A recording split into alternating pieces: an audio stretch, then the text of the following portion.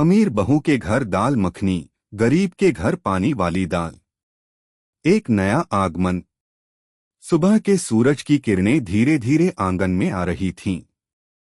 गांव के बाहरी हिस्से में स्थित एक छोटे से घर में रामकली अपने पुराने सिलबट्टे पर मसाले पीस रही थी। घर का माहौल बेहद शांत था, लेकिन साथ ही उसमें एक गहरी उदासी भी छाई हुई थी। रामकली की आंखों में चिंता की लकीरें साफ दिखाई देती थीं। उसके पति मोहनलाल, जो कि एक छोटे से किसान थे, उनकी कमाई भी बहुत कम थी और उसी के साथ उन्होंने परिवार की पूरी जिंदगी संघर्ष में ही बिताई थी। रामकली की सबसे बड़ी चिंता उसकी बेटी प्रीति थी, जो अब बड़ी हो चुकी थी और शादी की उम्र को पार कर चुकी थी। अगर आप अपनी माँ से प्यार करते हो और उनको हमेशा खुश देखना चाहते हो तो चैनल को सब्सक्राइब करो, लाइक करो, जय माता दी कमेंट करो। बहुत ही जल्द आपको खुशखबरी मिलेगी। प्लीज वीडियो को लास्ट तक जरूर देखें। अब आगे सुने। काफी समय से प्रीति की शादी के लिए प्रस्ताव आ रहे थे, लेकिन आर्थिक तंगी के कारण रामकली को कोई अच्छा रिश्ता नहीं मिल पा रहा था। उसकी इच्छा थी कि उसकी बेटी को एक अच्छे घर में समर्पित किया जाए, लेकिन वह जानती थी कि उनकी स्थिति के हिसाब से यह सपना शायद कभी पूरा न हो पाए।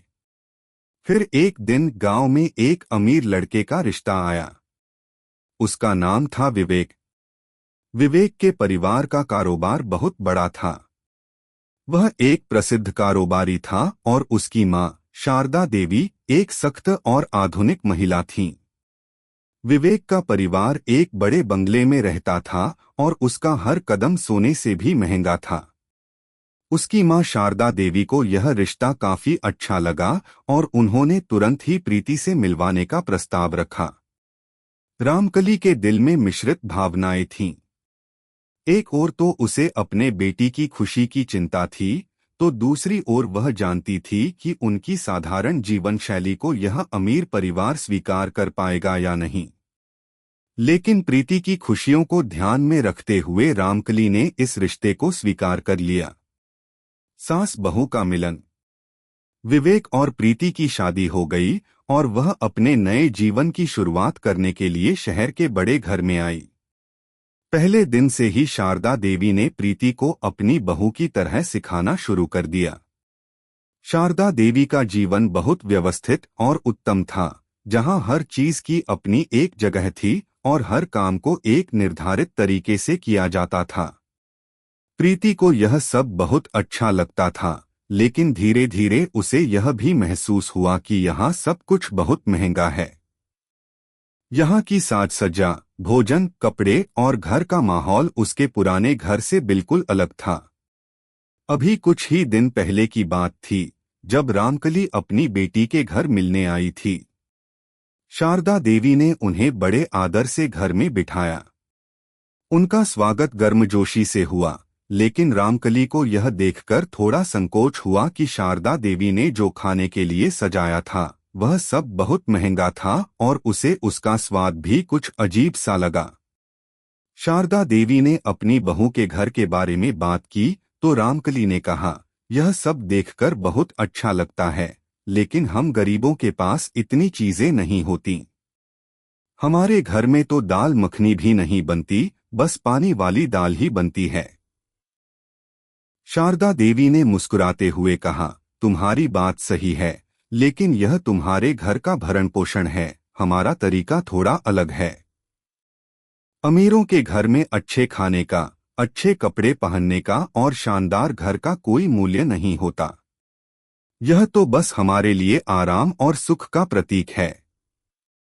रामकली ने सिर झुका लिया और चुप हो गई। वह जानती थी कि दोनों की स्थिति बहुत अलग थी, लेकिन यह उसकी बेटी के सुख के लिए था। फर्क समझना। कुछ हफ्तों बाद प्रीति ने अपने माता पिता को फिर से अपने घर बुलाया। इस बार वह थोड़ा चिंतित महसूस कर रही थी। शारदा देवी ने उसे हर कदम पर सिखाया था, लेकिन अब प्रीति को यह महसूस होने लगा था कि वह कहीं न कहीं अपनी जड़ों से कटने लगी है।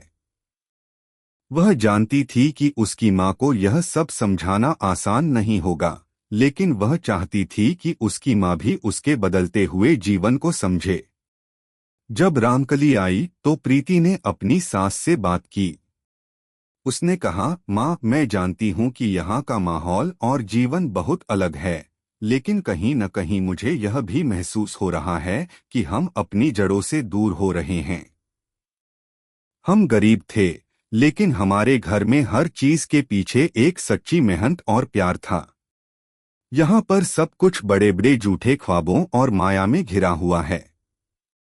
शारदा देवी को यह सुनकर थोड़ी नाराजगी हुई, लेकिन फिर उन्होंने गहरी सांस ली और कहा, देखो बेटा, यह जो अमीरों की दुनिया है, यह केवल दिखावा नहीं है।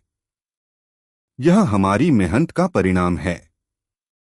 परंतु मुझे समझ आ रहा है कि तुम्हारी बात भी सही है। तुम्हारे घर में जो चीजें थीं, वह दिल से जुड़ी होती थीं। शायद हमें वह सीख लेना चाहिए।